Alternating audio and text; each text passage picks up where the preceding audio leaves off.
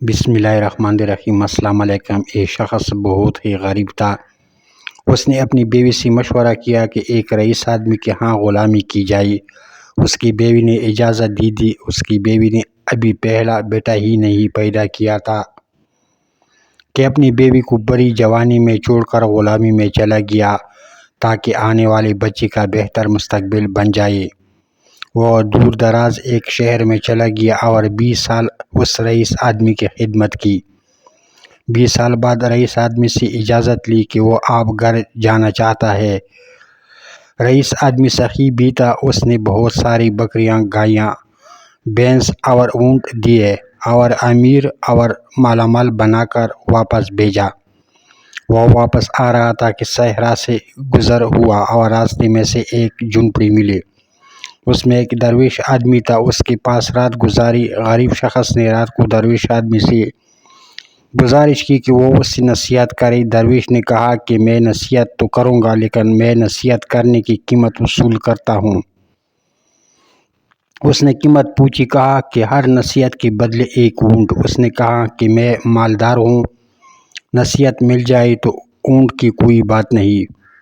اس نے قیمت ادا کی۔ بزرگ نے نصیحت کی۔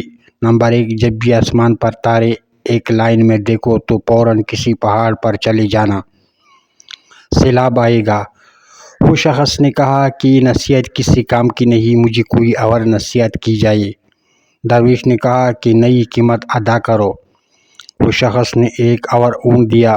نمبر 2، بزرگ نے کہا کہ جب کسی شخص کے آنکھوں میں شیطانی چمک دیکھو تو اس سے بچنا، وہ تمہیں قتل کر دے گا۔ وہ شخص نے کہا یہ نصیحت کسی کام کی نہیں، مجھے کوئی اور نصیحت کی جائے۔ درویش نے کہا نئی قیمت ادا کرو۔ وہ شخص نے ایک اور اونٹ دیا۔ نمبر 3، بزرگ نے پھر نصیحت کی کہ رات کو پچھتا کر سو جانا لیکن کبھی بھی کسی انسان کو قتل نہ کرنا۔ اس شخص نے سوچا کہ 3 اونٹ ضائع ہو گئے اور چپ کر کے سو گیا۔ صبح وہ چل دیا۔ سفر لمبا ہونے اور کئی دن کا سفر ہونے کی وجہ سے وہ 3 نصیحتیں بھول گیا۔ وہ ایک رات ایک گاؤں میں پہنچتا ہے۔ رات کو جب وہ سونے لگتا ہے تو آسمان پر دیکھتا ہے کہ تمام ستارے ایک لائن میں آ گئے ہیں۔ اس کو درویش کی نصیحت یاد آ جاتی ہے۔ وہ شور مچاتا ہے، گاؤں والوں پہاڑ پر چلو، سیلاب آنے والا ہے۔ لوگ اس کا مذاق اڑاتے ہیں۔ وہ اپنا مال کھول کر پہاڑ پر لے جاتا ہے اور سو جاتا ہے۔ صبح اٹھتا ہے تو دیکھتا ہے کہ نیچے سیلاب آ گیا ہے اور سارے گاؤں والے غرق ہو جاتے ہیں۔ وہ کچھ دن پہاڑ پر رہتا ہے۔ سیلاب کا پانی اترتا ہے تو وہ اگلی منزل پر چل پڑتا ہے۔ ایک اور گاؤں میں پڑاؤ ڈالتا ہے۔ ایک شخص کے گھر قیام کرتا ہے جو کہ باتیں کرنے کا وہ بہت ہی اچھا معلوم ہوتا تھا لیکن اس کی آنکھوں میں وہی شیطانی چمک دیکھ کر چونک جاتا ہے۔ بزرگ کی نصیحت اس سے یاد آتی ہے۔ رات کو وہ اسی کشمکش میں اسے نیند نہیں آتی۔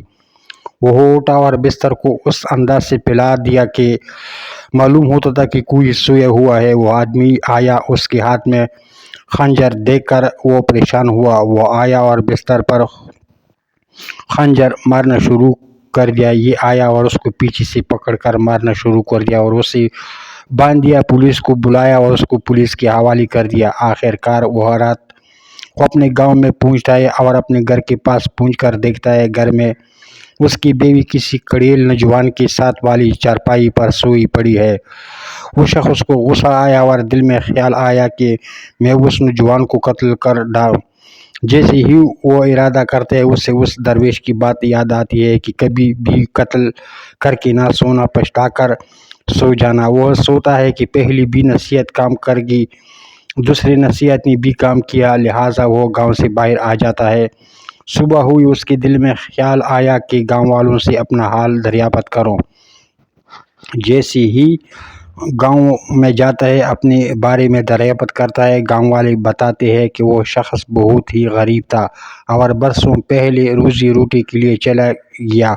اس نے مزید دریافت کیا کہ جب وہ جانے لگا تو بچہ ہونے والا تھا۔ گاؤں والوں نے بتایا ہاں، اللہ نے اسے ایک بیٹا دیا ہے۔ جو کہ آپ کھڑی نوجوان ہو گیا ہے۔ اس کے ذہن میں آیا جو رات میں جوان تھا وہ میرا ہی بیٹا تھا جسے قتل کرنے کا خیال اس کے دل میں آیا تھا۔ وہ گھر گیا اور بیوی اور بیٹے سے ملا۔ تو دوستو سچ ہی کہتے اگر کوئی بھی بڑا آپ کو نصیحت کرے تو اس کو پلے سے باندھ لینا چاہیے۔ آج کل بزرگ نصیحت کرے تو اولاد آگے سے ڈانٹ دیتے ہیں۔ ہر نصیحت پر غور کرنا چاہیے، جو غور نہیں کرتے وہ پھر پچھتاتے ہیں۔ اللہ ہم سب کو حامی و ناصر ہو، آمین۔